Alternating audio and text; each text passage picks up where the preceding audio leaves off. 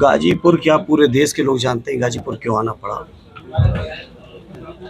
और हमने कभी कल्पना नहीं करी थी कि इस तरह के माहौल में भी गाजीपुर आना पड़ेगा। जो घटना हुई पूर्व विधायक मुख्तार अंसारी साहब के साथ, जो उनका निधन हुआ, और निधन ही नहीं, उनके स्वाभाविक निधन होता तो एक अलग बात थी। जिस तरीके के सवाल उस निधन के साथ जुड़े हैं, मैं समझता हूँ देश में कभी किसी ने कल्पना नहीं की होगी। लगातार उनके परिवार के लोग न्यायालय में अर्जी लगा रहे थे।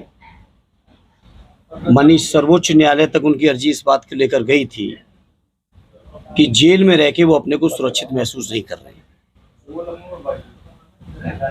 और माननीय सर्वोच्च न्यायालय में उत्तर प्रदेश शासन के प्रिंसिपल सेक्रेटरी होम ने एफिडेविट दिया, और उनके एफिडेविट पर विश्वास करके माननीय न्यायालय ने डायरेक्शन दिया कि उनकी सुरक्षा और स्वास्थ्य का इंतजाम रखना सरकार की जिम्मेदारी है। इस बात का सरकार ने एफिडेविट दिया कि करेंगे।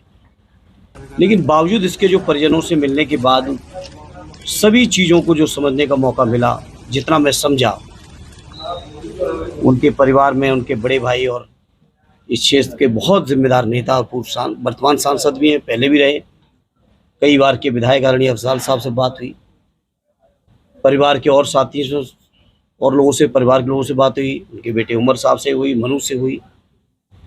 सभी लोगों से मिलने के बाद जो महसूस हुआ, मैंने इस तरह की शासन देश में कभी होगा इस बात की कल्पना नहीं की थी कि न्याय का विरक्षा में रहते हुए, जेल में रहते हुए, प्रशासन द्वारा या प्रिंसिपल सेक्रेटरी होम द्वारा माननीय सर्वोच्च न्यायालय में एफिडेविट देने के बावजूद इस तरह से उनकी डेथ हुई है, इस बात की कल्पना कोई नहीं कर सकता था।